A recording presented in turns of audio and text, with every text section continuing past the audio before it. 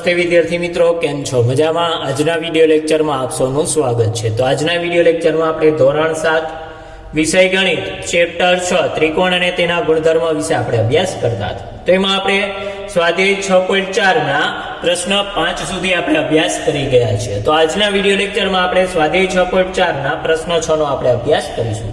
તો જોઈએ વિદ્યાર્થી મિત્રો, સ્વાધ્યાય 6.4 નો પ્રશ્ન નંબર 6 કે એક ત્રિકોણની બે બાજુઓની લંબાઈ આપણને આપેલી છે કે 12 સેમી અને 15 સેમી છે. તો ત્રીજી બાજુની લંબાઈ કયા બે માપની વચ્ચે આવવી જોઈએ તે આપણે કહેવાનું છે. કે ત્રિકોણની બે બાજુઓની લંબાઈ આપણને આપેલી છે 12 સેમી અને 15 સેમી. તો ત્રીજી બાજુની લંબાઈ છે એ કયા બે માપની વચ્ચે આવવી જોઈએ તે આપણે કહેવાનું છે. એટલે કે જો ત્રિકોણની બે બાજુના માપનો સરવાળો છે એ ત્રીજી બાજુના માપ કરતા વધારે હશે, એટલે કે 12 પ્લસ 15 કરશું એટલે કે આવશે 27 સેમી. તો એ 27 સેમી કરતા શું હશે? ઓછો હોય. અને બે બાજુના માપનો સરવાળો છે એ ત્રીજી બાજુના માપ કરતા ઓછો હોય તો એટલે કે 15 માંથી 12 સેમી બાદ કરીએ તો કેટલા આવશે? 3 સેમી. તો એ 3 સેમી કરતા કેવો હશે? વધારે હોય. અને 27 સેમી કરતા ઓછો હોય. તો એ કઈ બે બાજુની લંબાઈ કરતા વચારે આવશે? તો 3 અને 27 સેમીની વચારે આવશે. કે ત્રીજી બાજુની લંબાઈ છે એ ત્રીજી બાજુની લંબાઈ શું આવશે? તો ત્રીજી બાજુની લંબાઈ છે એ 3 સેમી અને 27 સેમીની વચારે આવવી જોઈએ. તો આપણે જાણીએ છીએ કે ત્રિકોણની કોઈ પણ બે બાજુના માપનો સરવાળો છે એ ત્રીજી બાજુના માપ કરતા કેવો હોય છે? વધારે હોય છે. એટલે કે અહીંયા આપણે લખીએ ત્રિકોણની, એટલે કે આપણે જાણીએ છીએ કે ત્રિકોણની કોઈ પણ બે બાજુના માપનો સરવાળો, ત્રિકોણની કોઈ પણ બે બાજુઓના માપનો સરવાળો, બાજુઓના માપનો સરવાળો ત્રીજી બાજુના માપ કરતા કેવો હોય છે? તો ત્રીજી બાજુના માપ કરતા વધારે હોય છે. કે ત્રિકોણ છે તો એ ત્રિકોણની કોઈ પણ બે બાજુના માપનો સરવાળો છે એ ત્રીજી બાજુના માપ કરતા કેવો હોય છે? વધારે હોય છે. તો અહીંયા ત્રિકોણની બે બાજુના માપ આપણને શું આપ્યા છે? તો અહીં ત્રિકોણની બે બાજુના માપ 15 સેમી અને 12 સેમી આપ્યા છે. એટલે કે અહીં ત્રિકોણની બે બાજુઓના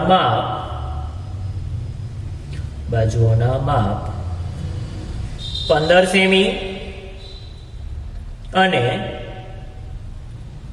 12 સેમી આપ્યા છે. કે અહીંયા આપણને ત્રિકોણની બે બાજુના માપ શું આપ્યા છે? તો અહીં ત્રિકોણની બે બાજુઓના માપ આપણને 15 સેમી અને 12 સેમી આપ્યા છે. તો બે બાજુના માપનો સરવાળો ત્રીજી બાજુનું માપ થાય. એટલે કે બે બાજુઓના માપનો સરવાળો, બે બાજુઓના માપનો સરવાળો ગ્રેટર ધેન ત્રીજી બાજુનું માપ થશે. ત્રીજી બાજુનું માપ, કે બે બાજુના માપનો સરવાળો છે એ ત્રીજી બાજુના માપ કરતા કેવો હોય છે? વધારે હોય છે. એટલે કે ગ્રેટર ધેન આવશે. એટલે કે બે બાજુના માપનો સરવાળો ગ્રેટર ધેન ત્રીજી બાજુનું માપ. એટલે કે ત્રીજી બાજુના માપ કરતા બે બાજુના માપનો સરવાળો વધારે હોય છે. એટલે કે બે બાજુનું માપ આપણને અહીંયા શું આપેલું છે? 12 સેમી પ્લસ 15 સેમી આપેલું છે. ગ્રેટર ધેન ત્રીજી બાજુનું માપ. એટલે કે આવશે ગ્રેટર ધેન ત્રીજી બાજુનું માપ. હવે 12 પ્લસ 15 કરશો એટલે કેટલા આવશે? 27 આવશે. એટલે કે 12 પ્લસ 15 કરતા આપણને મળશે 27 સેમી. એટલે કે આવશે ગ્રેટર ધેન ત્રીજી બાજુનું માપ. એટલે કે ત્રીજી બાજુનું માપ છે એ 27 સેમી કરતા કેવું હશે? ઓછું હશે. એટલે કે ત્રીજી બાજુનું માપ છે એ લેસ ધેન 27 સેમી થશે. એટલે કે આને આપણે આમ લખી શકીએ. એટલે કે અર્થાત ત્રીજી બાજુનું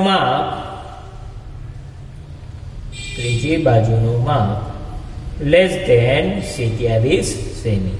કે ત્રીજી બાજુનું માપ છે એ 27 સેમી કરતા કેવું હશે? ઓછું હોય. એટલે કે આમ લેસ ધેન છે એટલે કે ઓછું થશે. એટલે કે આમ ત્રીજી બાજુનું માપ, આમ ત્રીજી બાજુનું માપ 27 સેમી કરતા 27 સેમી કરતા ઓછું હોય કે આમ ત્રીજી બાજુનું માપ છે એ 27 સેમી કરતા કેવું હોય, ઓછું હોય. હવે બીજું પોઈન્ટ આપણે ધ્યાનમાં લઈએ કે અહીંયા હવે આપણે ધ્યાનમાં રાખીશું કે ત્રિકોણની બે બાજુના માપનો સરવાળો એટલે કે બાજુઓના માપનો તફાવત છે ત્રીજી બાજુના માપ કરતા કેવો હોય છે, ઓછો હોય છે. એટલે કે અહીંયા આપણે લખીએ, આપણે જાણીએ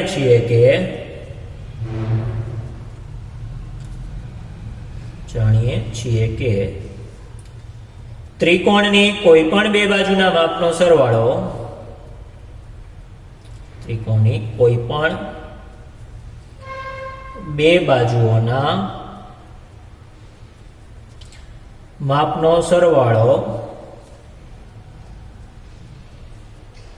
માપનો તફાવત આવશે. અહીંયા સરવાળો તો આપણે લઈ લીધો એટલે કે માપનો તફાવત. અહીંયા આપણે સરવાળો આગળ લઈ લીધો છે એટલે હવે શું આવશે, તફાવત. એટલે કે આપણે જાણીએ છીએ કે ત્રિકોણની કોઈ પણ બે બાજુના માપનો તફાવત એ ત્રીજી બાજુના માપ કરતા કેવો હોય છે, ઓછો હોય છે. એટલે કે તફાવત એ ત્રીજી બાજુના માપ કરતા ઓછો હોય છે. કે એનો તફાવત છે એ ત્રીજી બાજુના માપ કરતા ઓછો હોય છે. જ્યારે બે બાજુના માપનો સરવાળો છે એ ત્રીજી બાજુના માપ કરતા વધારે હોય, પરંતુ એનો તફાવત છે એ ત્રીજી બાજુના માપ કરતા કેવો હોય છે, ઓછો હોય છે. એટલે કે બે બાજુના માપનો તફાવત, બે બાજુઓના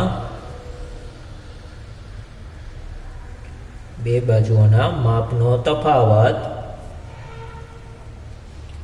તફાવત લેસ ધેન ત્રીજી બાજુનું માપ થશે. એટલે કે આવશે લેસ ધેન ત્રીજી બાજુનું માપ. તો હવે બે બાજુના માપનો તફાવત આપણે લઈએ છીએ તો આવશે 15 સેમી માઇનસ 12 સેમી. કે અહીંયા હંમેશા મોટામાંથી જ નાની સંખ્યા બાદ થઈ જાય. તો અહીંયા મોટું કોણ છે, 15 સેમી છે, તો 15 સેમીમાંથી જ શું થશે, 12 બાદ થશે. એટલે કે આવશે 15 સેમી માઇનસ 12 સેમી લેસ ધેન ત્રીજી બાજુનું માપ. એટલે કે લેસ ધેન શું થશે, ત્રીજી બાજુનું માપ. તો 15 માંથી 12 બાદ કરશો એટલે કેટલા આવશે, 3 સેમી આવશે. તો 3 સેમી લેસ ધેન ત્રીજી બાજુનું માપ. એટલે કે 3 સેમી છે એ લેસ ધેન ત્રીજી બાજુનું માપ થશે. એટલે અર્થાત આપણે આમ કહી શકીએ કે અર્થાત ત્રીજી બાજુનું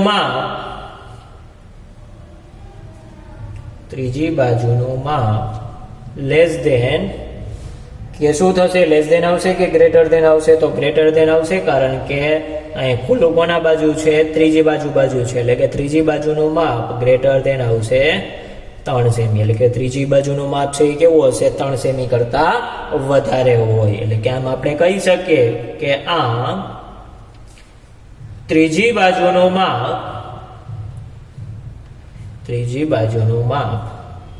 3 સેમી કરતા વધારે હોય. કે આમ ત્રીજી બાજુનું માપ છે એ કેવું હશે, 3 સેમી કરતા વધારે અને 27 સેમી કરતા ઓછું હોય. એટલે કે ટૂંકમાં આપણે કહી શકીએ કે ત્રીજી બાજુનું માપ 3 સેમી અને 27 સેમીની વચ્ચે કોઈ પણ હોઈ શકે છે. કે આના ઉપરથી આપણે કહી શકીએ કે ટૂંકમાં ત્રીજી બાજુનું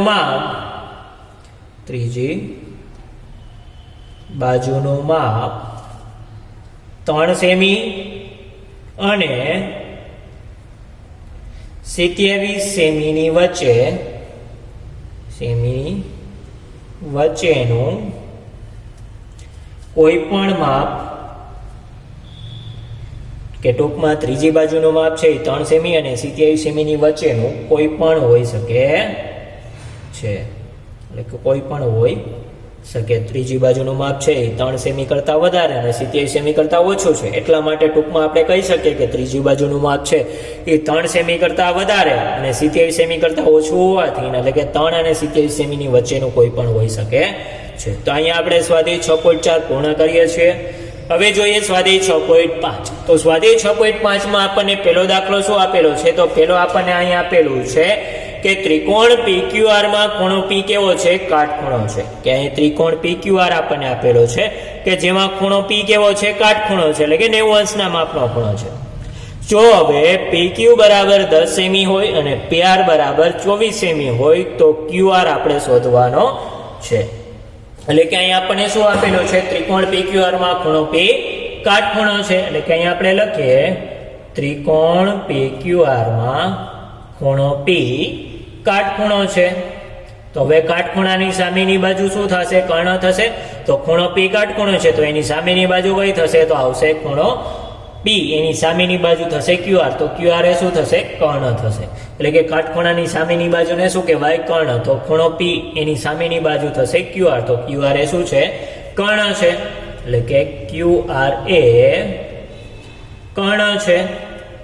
તો હવે પાયથાગોરસના પ્રમેય મુજબ શું થશે? કે કર્ણનો વર્ગ બરાબર એક બાજુનો વર્ગ પ્લસ બીજી બાજુનો વર્ગ થશે. એટલે કે પાયથાગોરસના મત મુજબ એક બાજુનો વર્ગ પ્લસ બીજી બાજુનો વર્ગ બરાબર કર્ણનો વર્ગ થશે. તો અહીંયા આપણે લખીએ કર્ણનો વર્ગ. તો કર્ણનો વર્ગ બરાબર શું થશે? QR નો વર્ગ બરાબર એક બાજુનો વર્ગ એટલે આવશે PQ નો વર્ગ પ્લસ બીજી બાજુનો વર્ગ એટલે કે બીજી બાજુનો વર્ગ બરાબર થશે PR નો વર્ગ. હવે કર્ણનો વર્ગ QR નો વર્ગ તો આપણે શોધવો છે એટલે કે QR નો વર્ગ એમણે બરાબર PQ નો વર્ગ. તો PQ નો વર્ગ બરાબર શું આપેલું છે? તો PQ બરાબર 10 આપેલું છે એટલે આવશે 10 નો વર્ગ પ્લસ PR બરાબર શું આપેલું છે? 24 એટલે આવશે 24 નો વર્ગ. તો QR ના વર્ગ બરાબર શું થશે? તો 10 નો વર્ગ. 10 નો વર્ગ એટલે કે 10 નો 2 વખત ગુણાકાર કરવાનો એટલે 10 ગુણ્યા 10 કરશો એટલે આવશે 10 10 100 પ્લસ 24 નો વર્ગ એટલે 24 ગુણ્યા 24 કરવાના થશે એટલે કે 24 ગુણ્યા 24 કરશો એટલે આવશે 576. તો હવે 24 ગુણ્યા 24 કરતા એટલે આપણને મળ્યા 576 અને 10 ગુણ્યા 10 કરશો એટલે આવશે 100 એટલે કે 10 નો વર્ગ થશે 100 અને 24 નો વર્ગ થશે 576. હવે બેનો વર્ગ નો સરવાળો કરીએ તો QR નો વર્ગ બરાબર 576 પ્લસ 100 કરશો એટલે આવશે 676. તો 676 કેટલાનો વર્ગ છે? તો 676 એ 26 નો વર્ગ થશે. કે 26 નો વર્ગ કેટલો છે? 676. તો હવે બે બાજુથી એનો વર્ગ કાઢી નાખો તો કેટલા થશે? તો QR બરાબર અહીંયાથી વર્ગ અને અહીંથી વર્ગ કાઢી નાખો છો તો QR બરાબર કેટલા થશે? 26. તો આમ આપણે ત્રીજી બાજુ એટલે કે QR નું જ માપ શોધવાનું હતું. તો આમ QR બરાબર કેટલા થશે? તો આવશે QR બરાબર 26 સેમી. હવે એના પછી બીજો દાખલો આપણને આપેલો છે કે એમાં આપણને આપેલું છે કે ત્રિકોણ ABC માં ખૂણો C કેવો છે? કાટખૂણો છે. એટલે કે આ ત્રિકોણ ABC એમાં ખૂણો C કેવો છે? કાટખૂણો છે. એટલે કે 90 અંશના માપનો ખૂણો. જો AB બરાબર 25 સેમી એટલે કે આ AB બરાબર 25 સેમી થશે. AC બરાબર આપેલું છે 7 સેમી અને BC આપણે શોધવાનો છે. તો BC આપણે શોધવાનો છે તો એને આપણે કહી દઈએ આ x છે કે BC નું માપ કેટલું આપણને આપેલું છે? x. બરોબર. તો હવે આપણે અહીંયા જોઈએ છીએ કે અહીંયા ત્રિકોણ ABC માં ખૂણો C કેવો છે? કાટખૂણો છે. એટલે કે અહીંયા ત્રિકોણ ABC માં ખૂણો C કેવો છે? તો ખૂણો C કાટખૂણો છે. ત્યાં ત્રિકોણ ABC છે તો ત્રિકોણ ABC માં ખૂણો C કેવો છે? કાટખૂણો છે.